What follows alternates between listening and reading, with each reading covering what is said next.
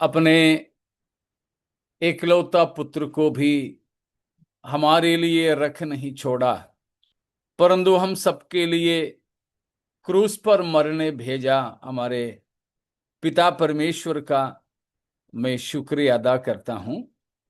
और आप सभी प्रभु के दास दासियों, पवित्र लोगों, सबको जय मसीह की। परमेश्वर के पावन कदमों पर हम प्रकाशित वाक्य की अध्ययन पिछले लंबे समय से करते आ रहे हैं। सप्ताह में केवल एक ही दिन हमको मिलता है, इसीलिए काफी समय हो गया है। लेकिन अब हम 20वां अध्याय तक पहुंचे हैं। आपको शायद याद होंगे कौन कौन से आयत में हम अभी है ना? किन आयतों में हैं?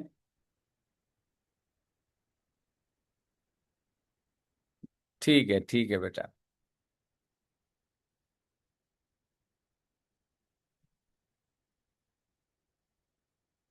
किसी को याद नहीं? 6 तक हुआ था, 20 का 6 तक। 6 तक ही हुआ था। नहीं, 11 से लेकर के हम लोग पढ़ हाँ रहे थे। 11 से 15 तक के पद हाँ, में 11। पिछले हफ्ता हमने 7 से 10 तक सीखे थे। उसे पहले भी देखे थे। पिछले हफ्ता एक और बार हम हाँ, उन मैं नहीं थी उसमें शायद। हाँ, तो हम अभी 11 से लेकर 15 तक। 15 तक की आयतों में हैं। जी हाँ, 11 से 15 तक की वचन में है। वहां पर हमने पाया विषय क्या है। पहला विषय है बड़ा श्वेत सिंहासन के न्याय। दूसरा है मुर्दों के जी उठना। मुर्दों के जी उठना। और उसमें एक तीसरी बात और हम देख सकते हैं, वो है मृत्यु का मृत्यु। मौत का भी मौत हो जाता है। तो ऐसा 3 मुख्य बातें हमें वहां पर मिलता है। और एक बार हम उसकी 11 और 12 को पढ़ेंगे। फिर मैंने एक बड़ा श्वेत सिंहासन और उसको जो उस पर बैठा हुआ है देखा। उसके सामने से पृथ्वी और आकाश भाग गए और उनके लिए जगह न मिली। फिर मैंने छोटे बड़े सब मरे हुओं को सिंहासन के सामने खड़े हुए देखा। और पुस्तकें खोली गई। और फिर एक और पुस्तक खोली गई, अर्थात जीवन की पुस्तक। और जैसा उन पुस्तकों में लिखा हुआ था, वैसा ही उनके कामों के अनुसार मरे हुओं का न्याय किया गया। Praise God. तो हम सबसे पहले वहां पर देखते हैं एक बड़ा सफेद श्वेत सिंहासन, और उस पर कोई बैठा हुआ है। कोई एक ही बैठा है। बैठे नहीं है, बैठा है, एक वचन में।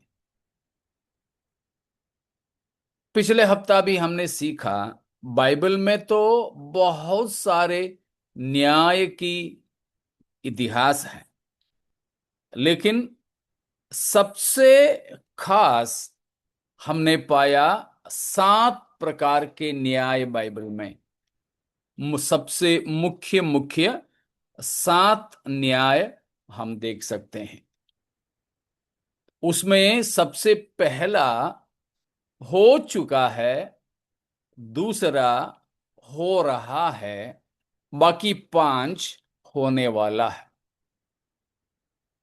आपको याद दिला दूं, जो न्याय हो चुका वो है किसका न्याय? जल्दी जल्दी बोलोगे। मैं ही बोलता रहूं तो उतना अच्छा नहीं लगेगा, लेकिन आप लोग भी बीच में बोलेंगे और स्वर्गदूतों का। चर्चा करेंगे।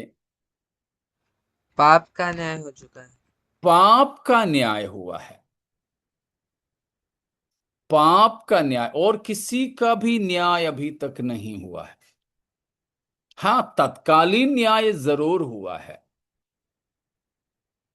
स्वर्गदूतों का भी न्याय हुआ नहीं है।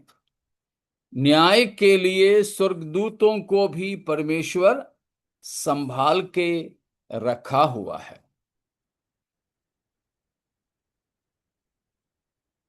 दूसरा पत्रस 2:4 को जरा पढ़िएगा। दूसरा पत्रस 2:4।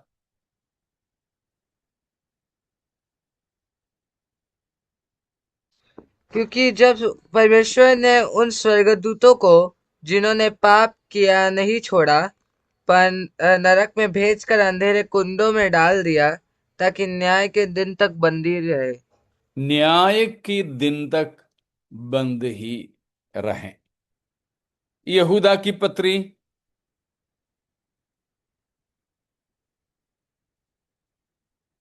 यहूदा की पत्री उसका 6वां पद। वह जिन स्वर्गदूतों ने अपने पद को स्थिर न रखा, वरन अपने निज निवास को छोड़ दिया, उसने उनको भी उस भीषण दिन के न्याय के लिए अंधकार में, जो सदा काल के लिए है, बंधनों में रखा है। देखा, इन दोनों भागों में बताया है कि स्वर्गदूतों को जो पाप किए थे बंधनों में रखा है। किस दिन के लिए? न्याय के उस भीषण दिन के लिए। तो न्याय केवल अब मुख्य तौर पर हुआ है, वो है पाप का न्याय। पाप, वो हमने रोमियो 8:3 में देखे थे। यीशु मसीह के देह में पाप का न्याय परमेश्वर ने किया। यीशु मसीह उसी के लिए देह धारण किया था। प्रभु यीशु मसीह ने उसी के लिए शरीर को पहना था।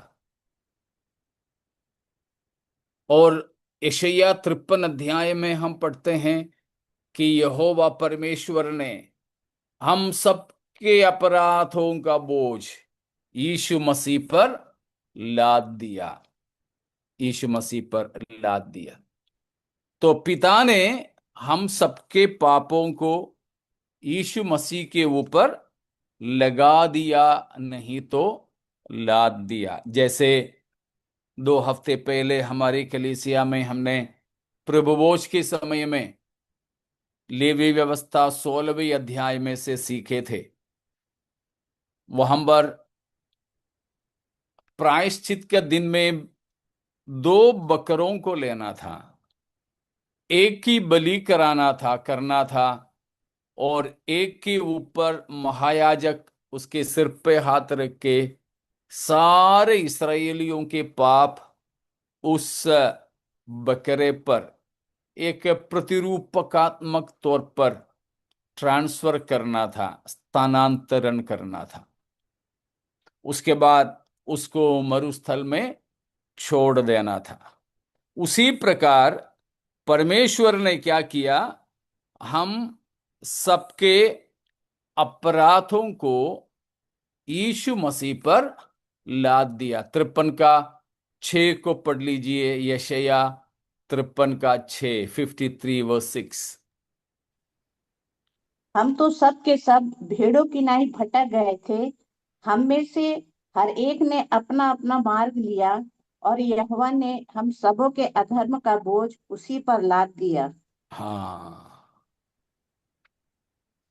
हम सबका अपराध या पापों का बोझ परमेश्वर ने यीशु मसीह पर लाद लाद दिया। दिया।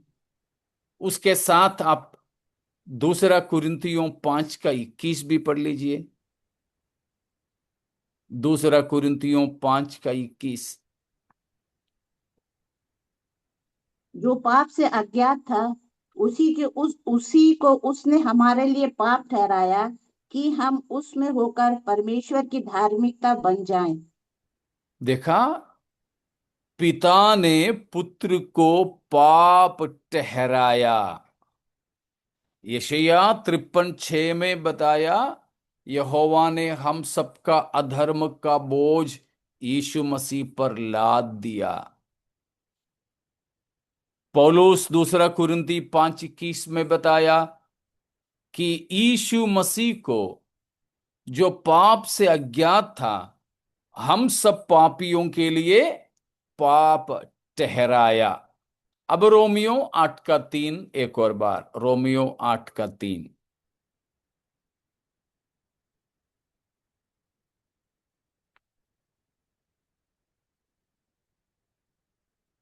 क्योंकि जो काम व्यवस्था शरीर के कारण दुर्बल होकर न कर सकी, उसको परमेश्वर ने किया, अर्थात अपने ही पुत्र को पापमय शरीर की समानता में और पाप बलि होने के लिए भेजकर शरीर में पाप पर दंड की आज्ञा दी। यीशु मसीह के शरीर पर शरीर में पाप पर दंड की आज्ञा दी। तो प्रभु यीशु मसीह के देह में, शरीर में हमारे पापों का दंड हो गया, पाप का न्याय हो चुका। बाकी और किसी का भी अभी तक नहीं हुआ। और दूसरा न्याय है, 7 में से दूसरा न्याय है कौन सा?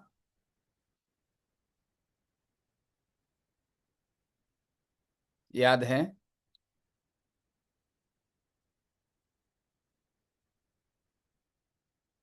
हम अपने आप पर करने वाला न्याय वो वर्तमान समय में होता है। अपने पर, खुद पर करने वाला पाप प्रभु भोज के समय में हम लोग सुनते हैं, हम अपने आप को जांचना है, अपने आप को परखना है। 1 कुरिन्थियों 11 की 30 से लेकर के आयतों में उन बातों को हम पढ़ते हैं, स्वयं जांचने की, खुद को परखने की। वो चल रहा है जब तक प्रभु यीशु मसीह ना आए, तब तक वो दूसरा न्याय है स्वयं का, वो चलता रहेगा। फिर बचा है भविष्यकालीन 5 न्याय। भविष्यकालीन 5 न्याय वो कौन कौन सा है? अपने बीच में तो था ना, पिछले हफ्ता मैंने बताया था, याद है? पवित्र लोगों का न्याय। हाँ, 5 में से पहला है पवित्र लोगों का न्याय। फिर जीवित यहूदियों का। हाँ जी, जीवित रहने वाले इस्राएली यहूदियों का न्याय। तीसरा, अन्य जातियों का। हाँ, जीवित रहने वाले अन्य जातियों का, सब अन्य जाति नहीं, उस समय जो जिंदे रहेंगे उन अन्य जातियों का। चौथा, स्वर्गदूतों का। हाँ, शैतान और उसके सारे चेले चपाटे हैं, जिनके बारे में अभी हमने पतरस की पत्री में और यहूदा की पत्री में पढ़े, उन सारे स्वर्गदूतों का। और पांचवा है, लास्ट जजमेंट। हाँ, अभी हम जो प्रकाशित वाक्य 20 की 11 से 15 तक देखते हैं, वो न्याय, वो है अंतिम न्याय। अंतिम न्याय इब्रानियों 6 का पहला, हिंदी में शायद दूसरा वचन होगा, फिर भी 1 और 2 पढ़ लीजिए।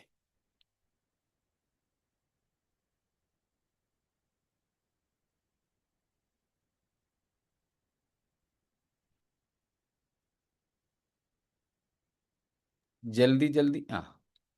इसीलिए आओ, मसीह की शिक्षा की आरंभ की बातों को छोड़कर हम सिद्धता की ओर आगे बढ़ते जाएं और मरे हुए कामों से मन मन फिराने और परमेश्वर पर विश्वास करने और बपतिस्मा और हाथ रखने और मरे हुओं के जी उठने और अंतिम न्याय की शिक्षा रूपी नेव फिर से ना डाले। देखा, वहां पे 6 प्रकार के नींव की शिक्षा, 6 प्रकार के नींव की शिक्षा, बुनियादी सिद्धांत, 6 बुनियादी सिद्धांतों के बारे में वहां पर बताया। उसमें छठवा क्या है? अंतिम न्याय, है ना? अंतिम न्याय। अंतिम न्याय, वो अंतिम न्याय है अभी प्रकाशित वाक्य 20 की 11 से 15 तक।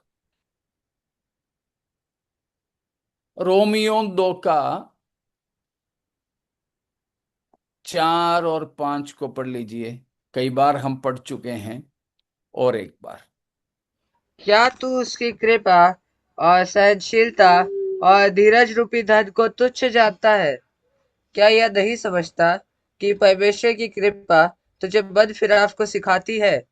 पर तू अपनी कठोरता और हठीलेपन के कारण उसके क्रोध के दिन के लिए, जिसमें परमेश्वर का सच्चा न्याय प्रकट होगा, अपने लिए क्रोध कमा रहा है। हाँ, वहां जो बताया है, मन नहीं फिराने वाले, हृदय को कठोर करने वाले और परमेश्वर की दया को तुच्छ जानने वाले लोगों के लिए चेतावनी दिया है। कौन सा दिन के बारे में बताया? अंतिम न्याय। परमेश्वर के क्रोध के दिन के लिए। क्रोध के दिन। वो कौन सा दिन है? जिस दिन परमेश्वर की सच्चा न्याय प्रकट होगा। तो परमेश्वर का क्रोध प्रकट होने वाला दिन, ये सब ये प्रकाशित वाक्य 20 की 11 से 15 तक की आयतों में बताए गए घटनाएं हैं। तो अंतिम न्याय, फिर परमेश्वर का क्रोध का दिन, सच्चे न्याय प्रकट होने का दिन। इस तरह अलग अलग नाम से ये विशेष दिन जाना जाता है, जाना जाता है। ये है अंतिम न्याय। उसको हम ये भी नाम दे सकते हैं, मरे हुओं का न्याय। दूसरा एक नाम है इसका, मरे हुओं का न्याय, मुर्दों का न्याय। तो फिर शायद पूछेंगे, ये मुर्दों का न्याय है, तो और कोई है क्या जिंदों का न्याय? है जिंदों का न्याय? है।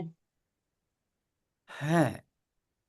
कम से कम 3 जिंदों का न्याय को हमने देखा भी, याद है? पहला है पवित्र जीवित। जन्म। हाँ, पवित्र जनों का न्याय में कौन कौन होता है? मुर्दे भी, जीवित और बचे रहने वाले लोग भी, सब मुर्दे नहीं हैं। और दूसरा है इस्राएलियों का न्याय, वो भी उस समय जीवित रहने वालों के ही है। और तीसरा हमने देखा अन्य जातियों का न्याय, जो उस समय में जीवित रहेंगे।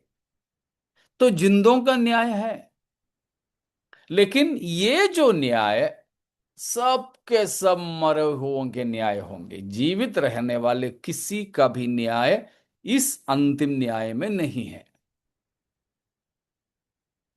ठीक है? तो मरे हुओं का न्याय हम ये भी दे सकते हैं नाम, पापियों के या फिर दुष्ट लोगों के न्याय।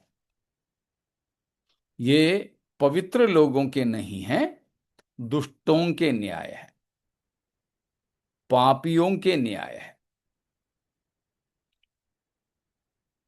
तो उस तरह इस न्याय का अलग अलग नाम है।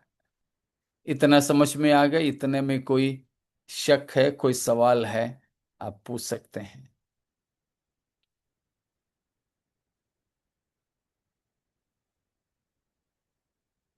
कुछ नहीं तो आपकी खामोशी से मैं ये समझूं कि आगे बढ़ें। ठीक है। हमारे यहाँ महाराष्ट्र में, मुंबई में जो सरकारी बसें चलती हैं उसमें घंटी बजती है। केरल में भी ऐसा ही है। जो कंडक्टर होता है वो घंटी बजाता है। एक घंटी बजेगा तो गाड़ी रुकेगी, दो घंटी बजाएगी तो जाएगी, और जल्दी जल्दी जल्दी जल्दी कुछ घंटियां बजाएंगे तो बिना रुके गाड़ी चली जाएगी।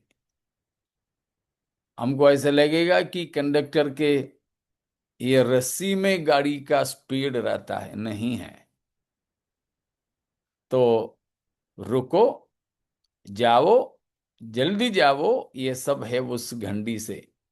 वैसे ही आप लोग खामोश रहें तो शायद मैं समझूं कि आगे जल्दी जल्दी जाएं, तो मैं आगे बढ़ूं।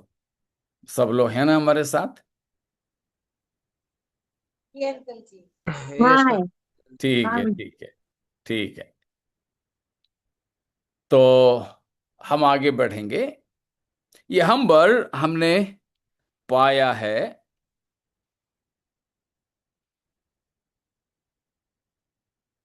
20 का 11वां पद में,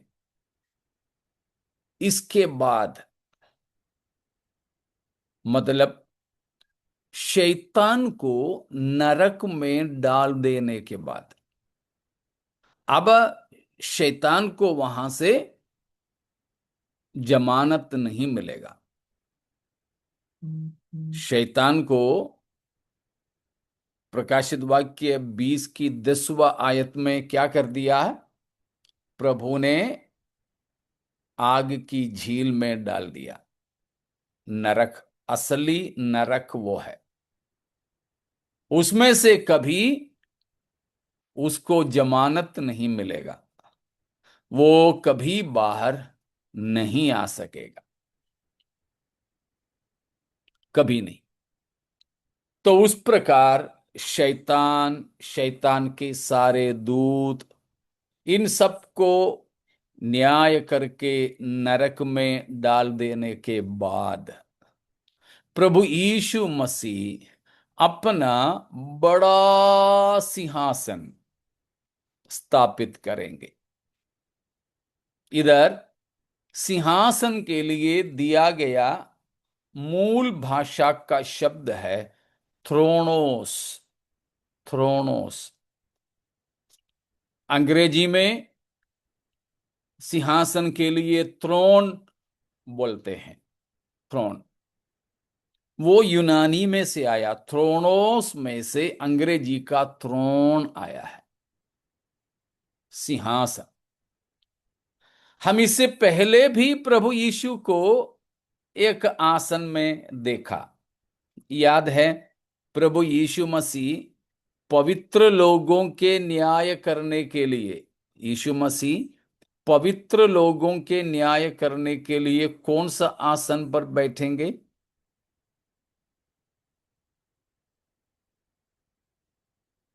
याद है किसी को?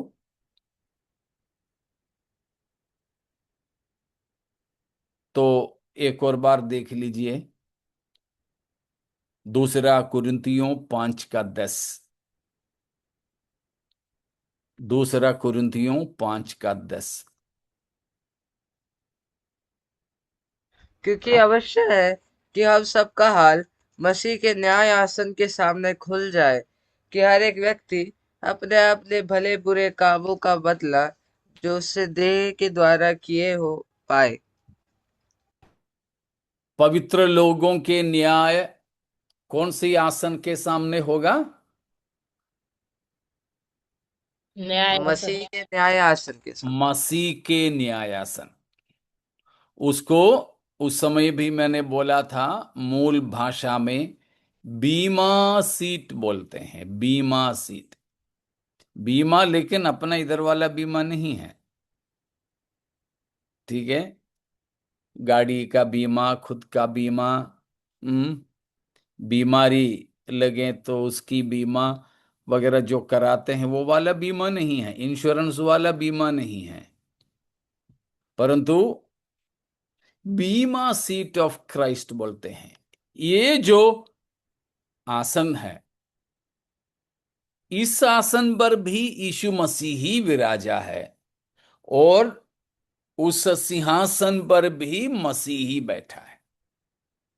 इन दोनों में न्याय करने वाला यीशु मसीह ही है।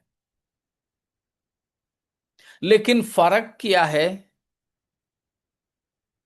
सिंहासन, दोनों जगह पे आसन अलग अलग है, दोनों जगह के आसन अलग अलग है।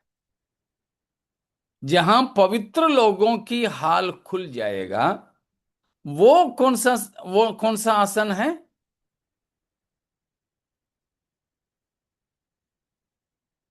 अभी हमने कुरिन्थियों में पढ़े थे। भले बुरे कामों का बदला जो उसने देह के द्वारा नहीं, किए हैं। मैं आसन के बारे में पूछ रहा हूं। न्याय आसन। न्याय आसन। हाँ, मसीह का न्याय आसन। लेकिन अभी हमने 20 का 11 प्रकाशित वाक्य में देखा, उसका नाम बड़ा श्वेत बड़ा सिंहासन। श्वेत आसन। सिंहासन। सिंहासन, ठीक है? न्याय आसन और सिंहासन, दोनों पर बैठे हुए और न्याय करने वाला एक ही जन है, हमारे प्रभु यीशु मसीह। फर्क क्या है दोनों का?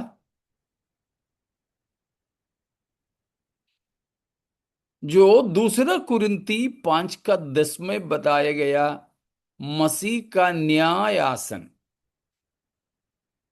उसको मूल भाषा में बीमा बोलते हैं, बीमा। बीमा, वो बीमा सीट न्याय करने के लिए नहीं, यानी दंड देने के लिए नहीं, सजा सुनाने के लिए नहीं। फिर वो किस लिए होता है? प्रतिफल को बांटने के लिए। जैसे हमारे बच्चे स्कूल में खेलते हैं, जो भी खेल है उसमें रेफरी रहते हैं, रेफरी या अंपायर, बाकी सब भाषा में रेफरी बोलते हैं। क्रिकेट की भाषा में अंपायर बोलते हैं।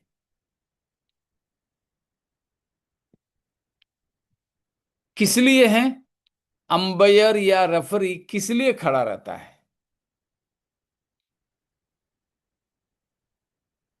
जिताने या हराने के लिए? किसी को जिताने और दूसरा किसी को हराने के लिए?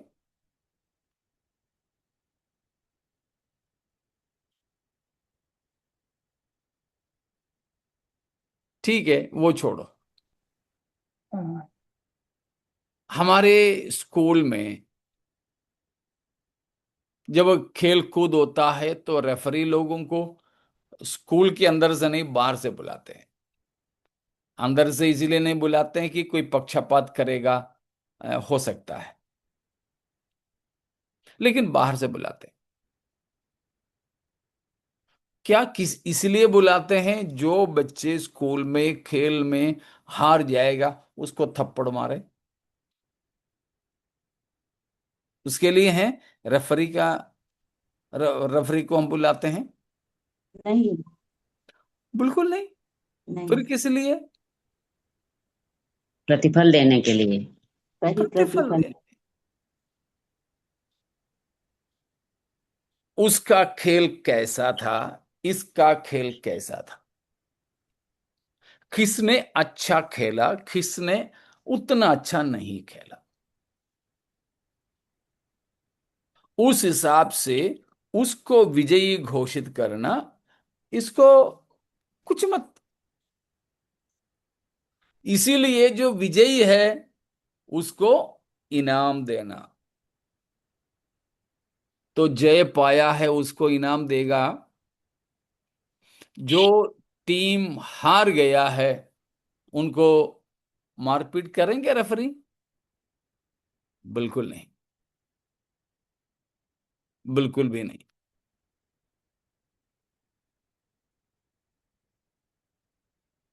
अभी हमारे जो चुनाव होता है, हमारे देश में जो चुनाव होता है,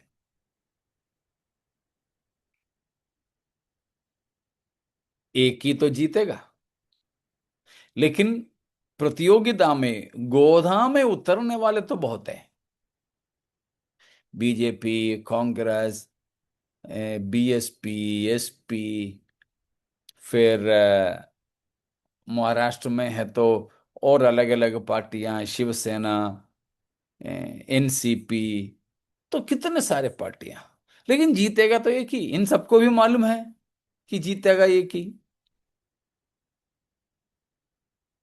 और ऐसे भी नहीं कि इलेक्शन, चुनाव रख दिया और सब लोग आए वोट दे दिए और इन्हीं लोग बैठ करके गिने, नहीं।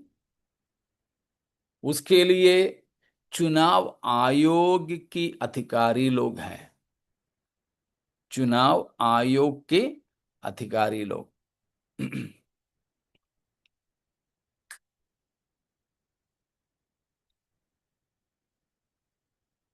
तो चुनाव आयोग की अधिकारी लोग आएंगे, ये सब देखभाल करेंगे, और फिर चुनाव के बाद में वो सारी चीजें गिनेंगे, गिनेंगे। क्यों? जो पार्टी, जो उम्मीदवार हार गया उसको मारेंगे, पीटेंगे? नहीं, नहीं। इसी तरह अंपायर लोगों के, रेफरी लोगों के बैठने की स्थान को कहता है बीमा सीट, बीमा सीट। आपको मालूम है कि पुराने समय से लेकर ओलंपिक, ओलंपिक का खेल हुआ करता था यूनान देश में। वही ओलंपिक अभी भी चले आ रहे हैं, वही ओलंपिक अभी भी चले आ रही है। तो आपने देखा होगा टीवी वगैरह में कि फर्स्ट, सेकंड, थर्ड जीतते हैं, सोना, चांदी और क्या बोलते हैं उसको, आशा अंबिका। तांबा ना? हाँ, हाँ। तो आशा इस बोलते हैं। प्रकार 3 मेडल दिया जाता है, फर्स्ट, सेकंड, थर्ड। वो देने वाला व्यक्ति का नाम है बीमा सीट पर बैठ करके न्याय करने वाला। वो दंड देने के लिए नहीं, इनाम देने के लिए। तो हम प्रभु के लोगों के हाल मसीह के न्यायासन के सामने खुल जाएगा। लेकिन यह न्यायासन नहीं है जहां प्रकाशित वाक्य 20 का 11, वहां न्यायासन नहीं है। फिर कौन सा आसन है वहां पर हमने देखा? सिंहासन है। सिंहासन है, सिंहासन, थ्रोन। थ्रोनोस। सिंहासन बहुत बड़ा अधिकार का है। वहां इनाम नहीं है, वहां फैसला ही है। वहां इनाम नहीं है, फैसला सुनाता है।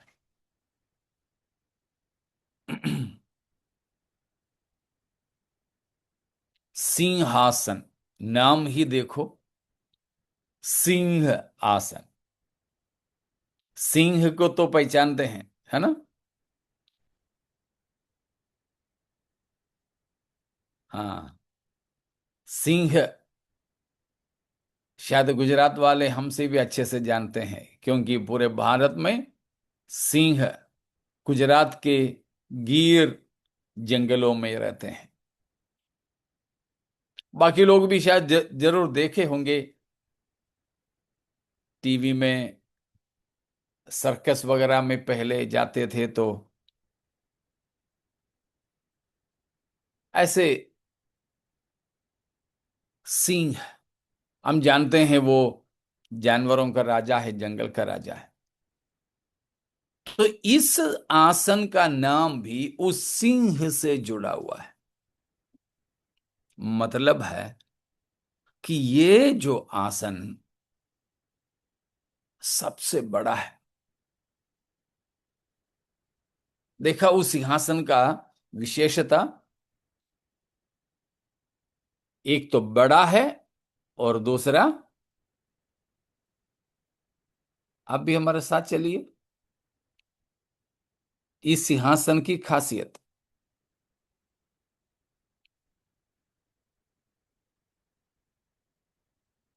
11वां पद की बात है, प्रकाशित वाक्य 20 की 11 में से पूछ रहा हूं। बताइए, इस सिंहासन का दो विशेषताएं वहां पर है। बड़ा एक है और तेज है। श्वेत है, और जो उसके ऊपर बैठा है उसको देखकर आकाश और पृथ्वी भाग गए।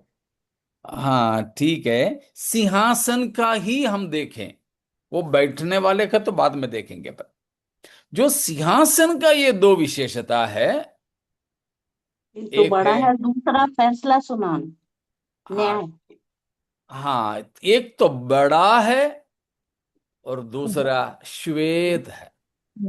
हाँ। श्वेत है। बड़ा का मतलब बड़ा, मतलब उससे बड़ा कुछ भी नहीं, मतलब बाकी सब उससे छोटा। बड़ा,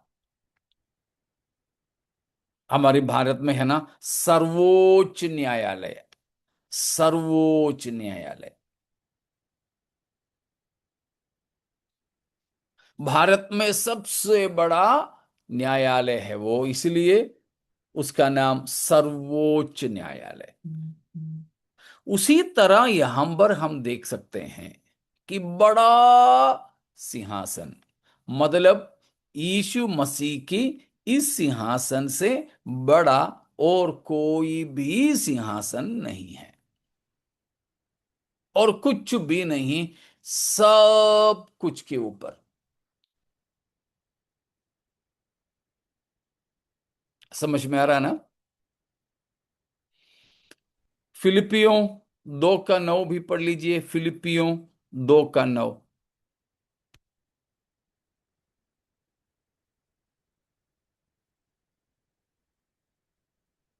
नहीं मिला? इस कारण परमेश्वर ने उसको अति महान भी किया और उसको वह नाम दिया जो सब नामों में श्रेष्ठ है, कि जो स्वर्ग में और पृथ्वी पर और पृथ्वी के नीचे है, वे सब यीशु के नाम पर घुटना टेके और परमेश्वर पिता की महिमा के लिए हर एक जीव अंगीकार कर ले कि यीशु मसीह ही प्रभु है। हालेलुया। वहां हमने पाया कि यीशु के नाम को बाकी सारे नामों से ऊंचा किया।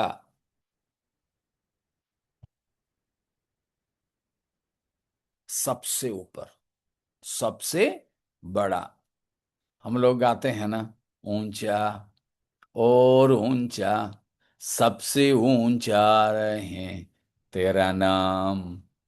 हाँ, वो है, इस सिंहासन से बड़ा और कुछ भी नहीं। और इफिसियों, तो फिलिपियों में हमने अभी देखा, फिलिपियों 2:9 में, वैसा ही इफिसियों 1:20 से पढ़ लीजिए। मैं तो यही हार्दिक लालसा और आशा रखता हूँ कि मैं किसी बात में लज्जित न होऊं, पर जैसे मेरे प्रबल साहस के कारण मसीह की बड़ाई मेरे देह के द्वारा सदा होती रही है, वैसे ही अब इफिसियों इफिसियों 1:20 बेटा। जो जो उसने उसने मसीह मसीह में के किया विषय में किया कि उसको मरे हुओं में से जिलाकर स्वर्गीय स्थानों में अपनी दाहिनी ओर सब प्रकार की प्रधानता और अधिकार और सामर्थ और प्रभुता के और हर एक नाम के ऊपर, जो ना केवल इस लोक में पर आने वाले लोक में भी लिया जाएगा, बैठाया। हाँ, तो यीशु को देखा, सबके ऊपर बैठाया, सब प्रकार के सत्ता, प्रधानता, अधिकार सामर्थ्य, अधिकार और हर नाम के ऊपर यीशु को जो ना बैठाया। हाँ, अगला अगला वचन भी सिस्टर। और सब कुछ उसके पांव तले कर दिया और उसे सब वस्तुओं पर शिरोमणि ठहराकर कलीसिया को दे दिया। यह उसकी देह है और उसी की परिपूर्णता है, जो सब में सब कुछ पूरा करता है। दूसरी बात देखा, यीशु मसीह के पांव तले कर दिया बाकी सब कुछ को, बाकी सब कुछ को मसीह की पांव तले कर दिया। तीसरी बात हमने वहां पर देखा, यीशु को सबके ऊपर शिरोमणि शिरोमणि ठहराया, सबके ऊपर शिरोमणि ठहराया। कहीं पर भी देखो, यीशु मसीह का स्थान बीच में होता है, सबसे ऊपर होता है, हर जगह पे। यहां पर भी हम वही देख रहे हैं कि यीशु का सिंहासन बहुत बड़ा, मतलब उससे बढ़कर कुछ भी और कोई भी नहीं है।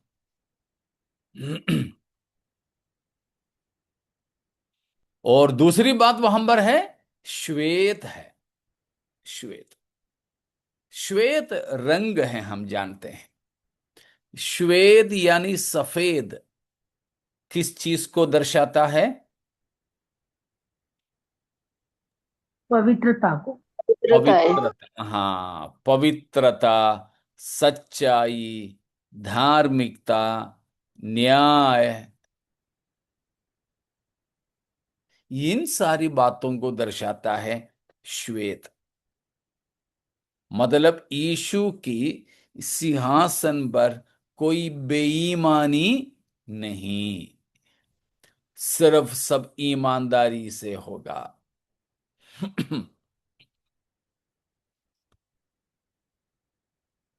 मसीह के इस सिंहासन के सामने या इस न्याय में कोई भी पक्षापेत नहीं कर सकते हैं। रोमियो 2 अध्याय, उसका 11वां पद। क्योंकि परमेश्वर किसी का पक्षपात नहीं करता। परमेश्वर किसी का पक्षपात नहीं करता,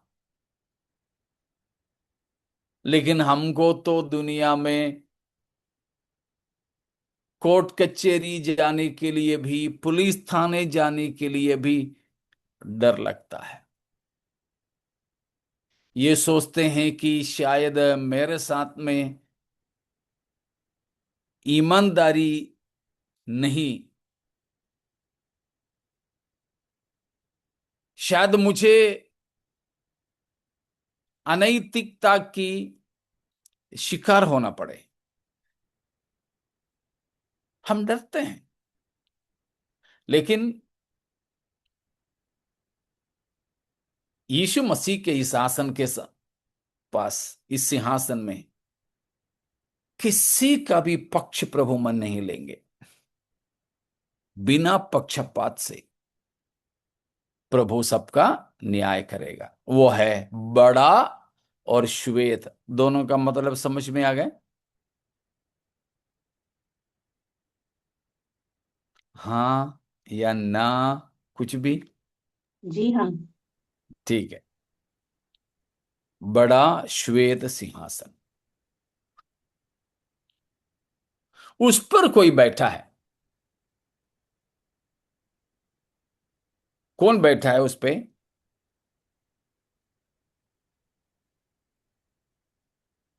प्रभु यीशु मसीह। Praise God. प्रभु यीशु मसीह बैठा है उस पे। तब मैंने सफेद रंग का एक वैभवपूर्ण सिंहासन तथा उन्हें देखा जो उस पर बैठे हैं। तो सिंहासन खाली नहीं है। हमें कहीं से न्यायाधीश ढूंढ लाने की जरूरत नहीं है। हमारे प्रभु का सिंहासन खाली नहीं है। आपको याद होगा, यशायाह 6 अध्याय में भी यशायाह नबी को ऐसा दर्शन दिया।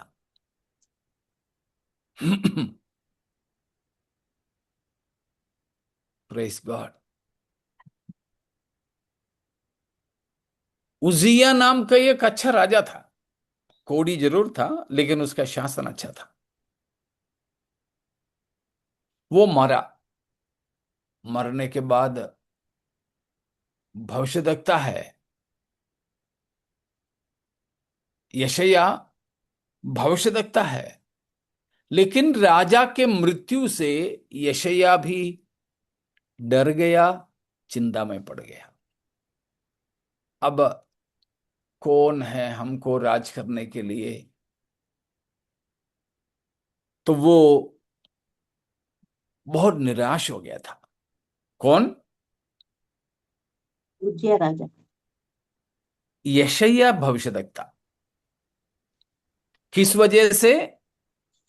उसिया राजा मर जाने की वजह से।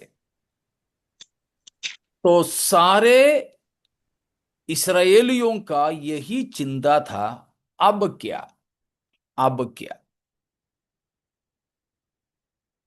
तब है यशायाह को परमेश्वर ने एक दर्शन दिखाया। क्या दिखाया? 6 का पहले में,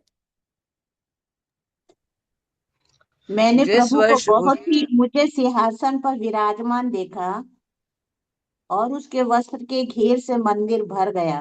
प्रेज गॉड। मैंने बहुत ऊंचे एक सिंहासन पर परमेश्वर को बैठा हुआ देखा। मतलब परमेश्वर के सिंहासन अभी खाली नहीं है। न्यायाधीश का सिंहासन खाली नहीं है। हमें राजा को ढूंढने की जरूरत नहीं। हमें न्यायाधीश को ढूंढने की जरूरत नहीं। हमारे प्रभु राजा और न्यायाधीश होकर के विराजा है। इसीलिए दुनिया में कहीं से भी हमें कोई न्याय ना मिले, मिलेगा नहीं। इस संसार में हमें कहीं से कोई न्याय नहीं मिले, तो भी जान लीजिए हमारे न्यायकर्ता बड़ा श्वेत सिंहासन पर विराजमान है। हालेलुया। तो बड़ा श्वेत सिंहासन और उस पर जो बैठा है पहचान लिया? ये 3 बात समझ में आ गए? कोई शक है इसमें, इतने बातों में तो पूछिएगा।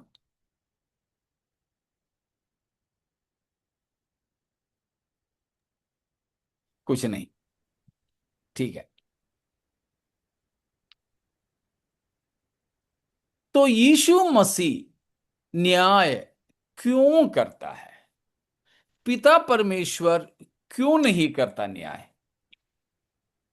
या पिता और पुत्र पवित्र आत्मा तीनों मिलके करते हैं? क्या सोचते हो?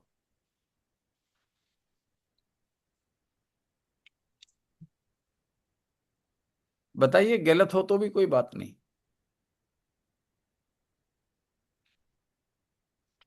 क्योंकि परमेश्वर ने उसी को अधिकार दे दिया है। बहुत बढ़िया। क्यों उसकी उसी को अधिकार दे दिया? क्योंकि उसने जो हम सबके लिए क्रूस की मृत्यु सह लिया, दुख उठाया। ठीक है, गलत नहीं, थोड़ा सा और लेकिन आना आज्ञा, है। आज्ञा करता। ठीक है, पढ़ लीजिए यूहन्ना 5 का 27। यूहन्ना 5 का 27। वरन उसे न्याय करने का भी अधिकार दिया है, इसलिए कि वह मनुष्य का पुत्र है। हालेलुया। यीशु मसीह को न्याय करने का अधिकार दिया है। Press God. उसका 22वां वचन भी पढ़िए, 22 भी। पिता किसी का न्याय नहीं करता, परंतु न्याय करने का सब काम पुत्र को सौंप दिया है, इसलिए कि सब लोग जैसे पिता का आदर करते हैं, वैसे ही पुत्र का भी आदर करें। तो 22 और 27, यूहन्ना 5 का 22 और 27, उसमें बताया है कि पिता किसी का न्याय नहीं करता है। न्याय करने का पूरा अधिकार पुत्र को दिया है। ठीक है, पुत्र को दिया है। कारण क्या है? यीशु मसीह को न्याय करने का अधिकार पिता देने का कारण क्या है? कि वह मनुष्य का पुत्र है। वो मनुष्य का पुत्र है, 27वां वचन। उद्देश्य क्या है?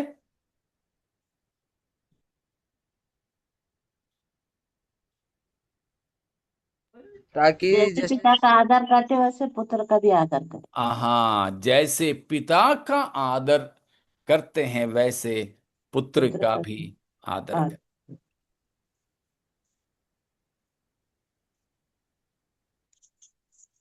ठीक है, तो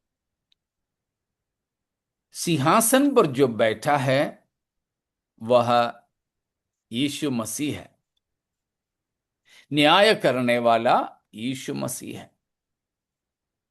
मसीह को न्याय करने का अधिकार मिला है, क्योंकि वो मनुष्य का पुत्र है। और इसलिए न्याय होता है कि जैसे पिता की आदर करते हैं वैसे पुत्र मसीह का भी आदर सब लोग करें। अब एक और बात,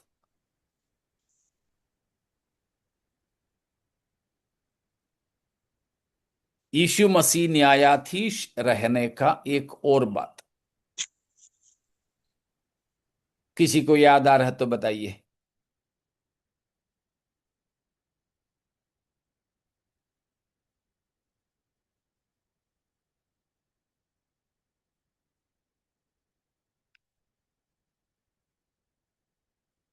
मसीह का न्यायाधीश होने का तीसरा हक क्या है? पहला हक, पिता ने न्याय करने का अधिकार यीशु मसीह को दिया। दूसरी बात, यीशु मसीह मनुष्य का पुत्र है। और तीसरी बात, पिता के जैसे पुत्र का भी आदर लोग करें। और एक चौथी कारण यीशु मसीह न्यायाधीश होने का।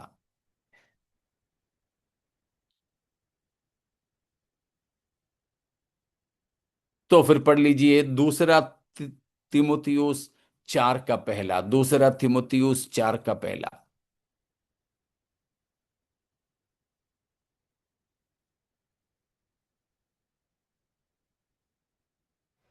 परमेश्वर यीशु को गवाह करके जो जीवतों और मरे हुओं का न्याय करेगा, और उसके प्रकट होने और राज्य की सुधि दिलाकर मैं तुझे आदेश देता हूँ।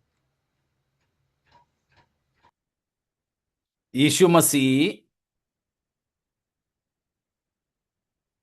जीवितों और मरे हुओं का न्याय करेगा। जीवितों और मरे हुओं का न्याय करेगा।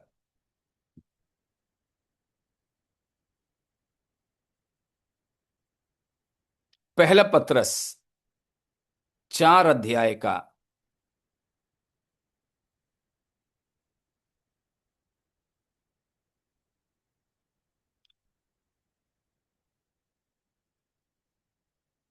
4 का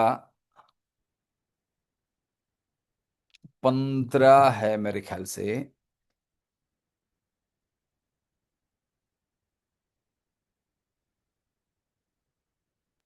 तुम में से कोई व्यक्ति हत्यारा या चोर या कुकर्मी होने या पराये काम में हाथ डालने के कारण दुख न पाए, पर यदि मसीही होने के कारण दुख पाए तो नहीं, लज्जित न हो। वो नहीं। 17। 17 पढ़ लीजिए। क्योंकि वह समय आ पहुंचा है कि पहले परमेश्वर के लोगों का न्याय किया जाए, और जबकि न्याय का आरंभ हम ही से होगा, तो उनका क्या अंत होगा जो परमेश्वर के सुसमाचार को नहीं मानते। नहीं, वो भी नहीं है।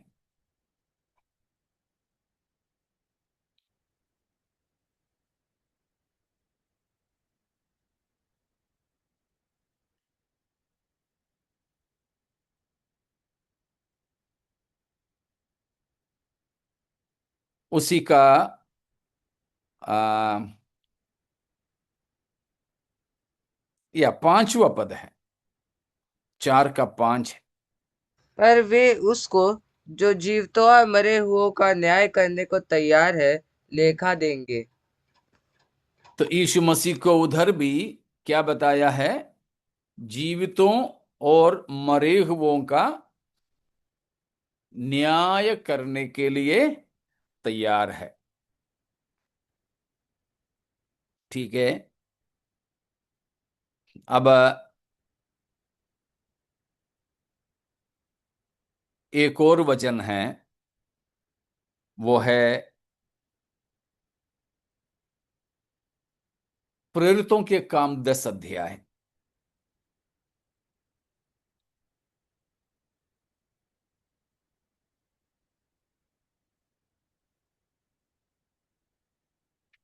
उसका 42 को देख लीजिए।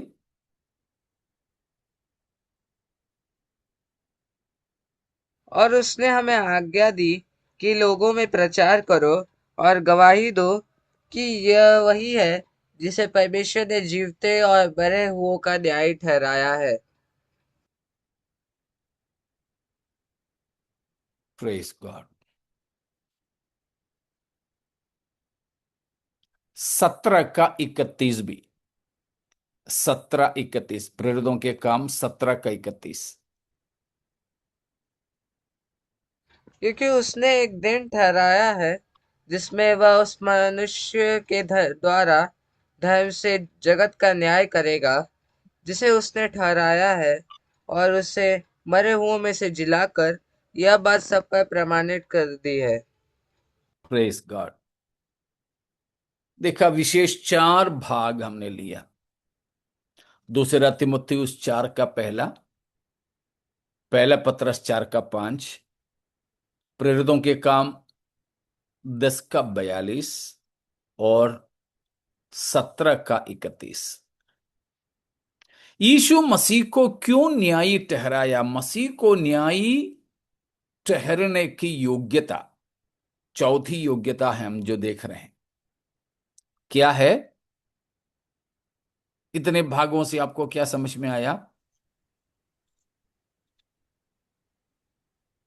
जो परमेश्वर ने मरे हुए में से जिलाकर उससे ये बात प्रमाणित कर दी है। हाँ, यीशु मसीह को न्याय जो करना है मनुष्यों का, कौन कौन से मनुष्यों का? जीवितों के भी, मुर्दों के भी। उसके लिए इन दोनों अनुभव मसीह ने पाया हो कि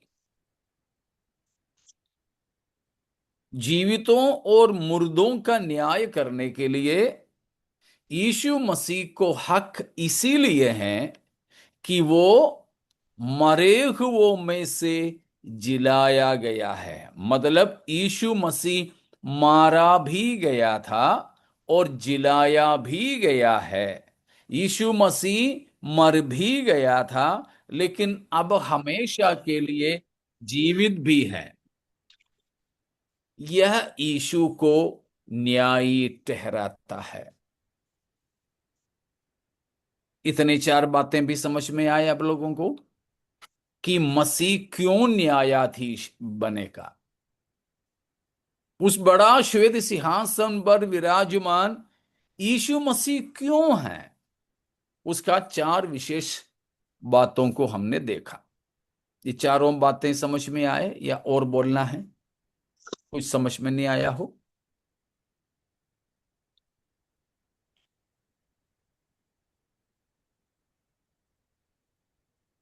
हाँ या ना? कुछ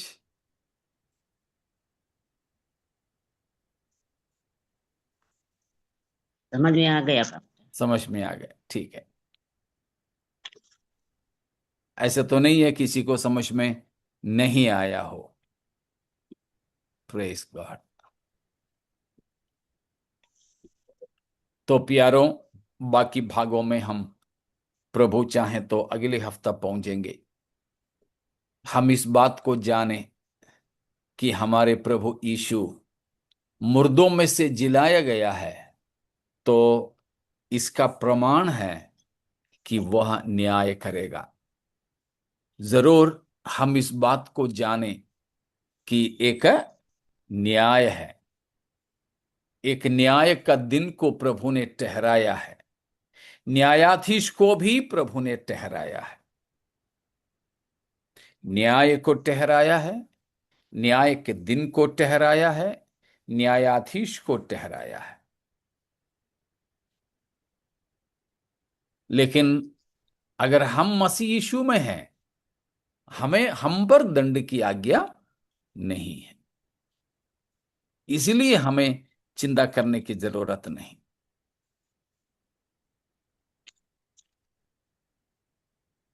तो हम प्रतिदिन, प्रतिक्षण हमारे मसीह के न्यायासन के सामने पेश होने के लिए योग्य बन करके जिए। हमारे मसीह आ रहा है, मुर्दों में से वो जी उठा, वो मनुष्य का पुत्र है। परमेश्वर ने न्याय करने का अधिकार मसीह को दिया है। तो आओ उस प्रभु के सामने हम कोई दोषी न ठहरे। वो किसी का पक्ष नहीं लेता, सबको न्याय और धर्म के साथ न्याय करता है।